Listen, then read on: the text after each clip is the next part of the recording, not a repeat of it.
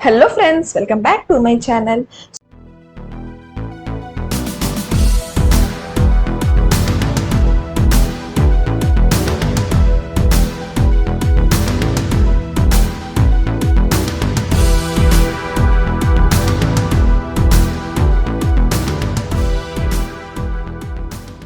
Part 21 की starting में हमें दिखाया जाता है कि यहाँ पर डैनियल बोलता है कि चेनमिंग के पापा और उसके भाई को मेरे डैड ने नहीं मारा है। तो चेन बायो बोलता है कि अगर आपके पापा ने नहीं मारा है तो फिर किसने मारा है। उसके बाद हमें सीन में दिखाया जाता है कि टियान कॉन्ग अपने सारे मेंबर्स को लेकर चेनमिंग के पास आता है और साथ में ओलिवर भी रहता है। उसके बाद ओलिवर चेनमिंग से हाथ मिलाने के लिए जाता है तो चेनमिंग उससे हाथ नहीं मिलाता है और बोलता है कि मैं उन लोगों से हाथ नहीं मिलाता जो दोगले होते हैं। मैं कैसे बिलीव कर लूं कि तुम मुझे धोखा नहीं दोगे। ओलिवर चेनमिंग के साथ काम करना चाहता है, इसलिए चेनमिंग उसे मना करता है कि मैं तुम्हारे साथ काम नहीं करूंगा क्योंकि मुझे तुम्हारे ऊपर भरोसा नहीं है। तो यहाँ पर ओलिवर बोलता है कि आपको मेरे ऊपर भरोसा करना होगा क्योंकि मैं आपका ब्लैक बुक डैनियल के यहाँ से खोजने में मदद करूंगा और मेरे से जो हो सकेगा मैं वो करूंगा ब्लैक बुक को पाने के लिए। और जैसे ही मुझे ब्लैक बुक मिल जाता है मैं आपको तुरंत दे दूंगा और उसके लिए मैं पैसे भी लूंगा 10 मिलियन। तो चेनमिंग हंसता है और बोलता है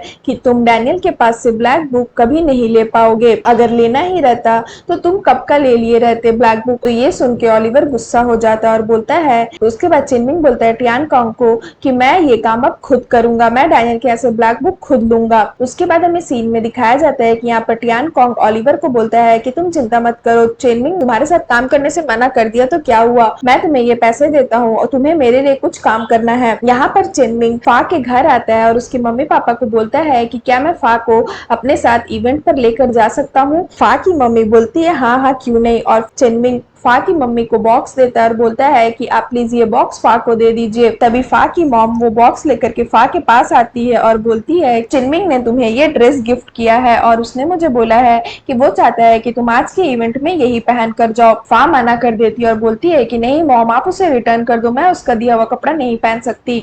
तो उसकी मॉम बोलती है बट मैं क्यों रिटर्न करूँ, वो इतने प्यार से तुम्हारे लिए लाया, तुम प्लीज इसे पहन लो और मैं चाहती हूँ आज के इवेंट में तुम बहुत सुंदर दिखो क्योंकि आज न्यूज़पेपर में भी तुम्हारे नाम छपेंगे इसीलिए। उसके बाद हमें सीन में दिखाया जाता है कि जो मैगजीन वाला इवेंट होता है फा के ऑफिस में, उसमें फा और चेनमिंग साथ में पहुंचते हैं और फा बहुत ज्यादा ब्यूटीफुल लग रही होती है तो डैनियल उसे देखता ही रह जाता है। तभी यहाँ पर फा का बॉस आता है और बोलता है कि चेनमिंग क्या तुम फा को पहले से जानते थे, तो तुमने मुझे ये बात पहले क्यों नहीं बताई। तो फा बोलती है कि बॉस आप चेनमिंग को जानते हैं। तो उसका बॉस बोलता है कि हाँ मैं इसे बहुत अच्छे से जानता हूँ, एक दिन चेनमिंग हमारे ऑफिस आया था और वो चाहता था कि जितना भी मैगजीन हो वो सारे मैगजीन को खरीदेगा, इसलिए मैंने उसे आज के इवेंट में इनवाइट भी किया है। यहाँ पर चेनमिंग फा को बोलता है कि फा मैं तुम्हारे लिए कुछ करना चाहता था। उसके बाद हमें सीन में दिखाया जाता है यहाँ पर डैनियल बोलता है कि मेरी कोऑर्डिनेटर चेंज क्यों हो गई, मेरी कोऑर्डिनेटर तो फा ही थी ना। तो फा का बॉस बोलता है फा अब आपकी कोऑर्डिनेटर नहीं है, उसने अपना एक नॉवेल लिखा है और वो अब से राइटर भी है और बहुत सारे रिपोर्टर्स भी आए हैं जो उसका इंटरव्यू लेना चाहते हैं। तो डैनियल गुस्सा हो जाता है और बोलता है कि मुझे फा ही चाहिए कोऑर्डिनेटर,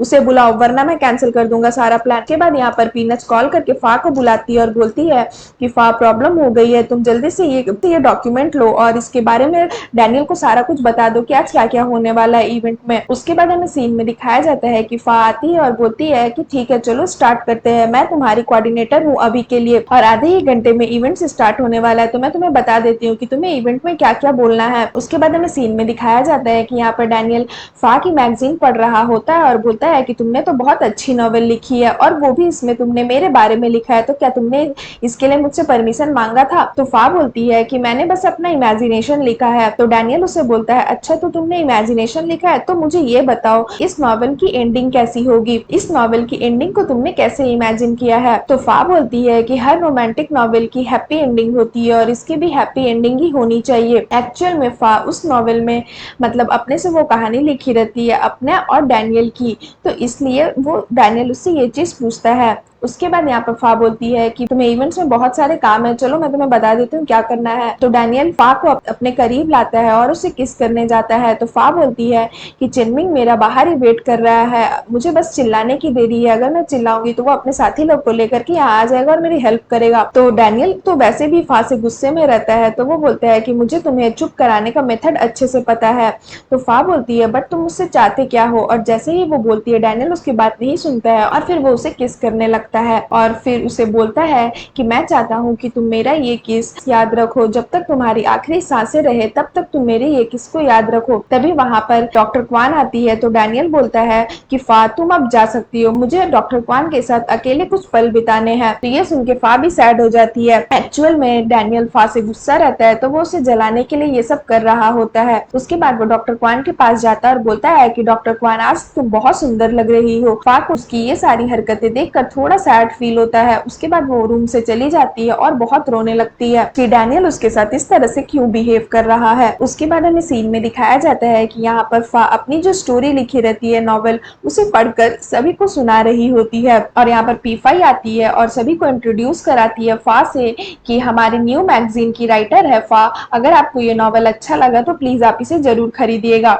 उसके बाद हमें सीन में दिखाया जाता है कि यहाँ पर एक वेटर रहता है जो थाली में गन लेकर के जा रहा होता है और पीनच ये सारी चीजें देख लेती है और बहुत डर जाती है गन को देखकर। तभी वो जाने लगती है तो चेन बायो से टकरा जाती है। तो चेन बायो उससे पूछता है कि क्या हुआ पीनच, तुम इतनी डरी हुई क्यों हो। फिर वो बताती है कि मैंने गन देखा।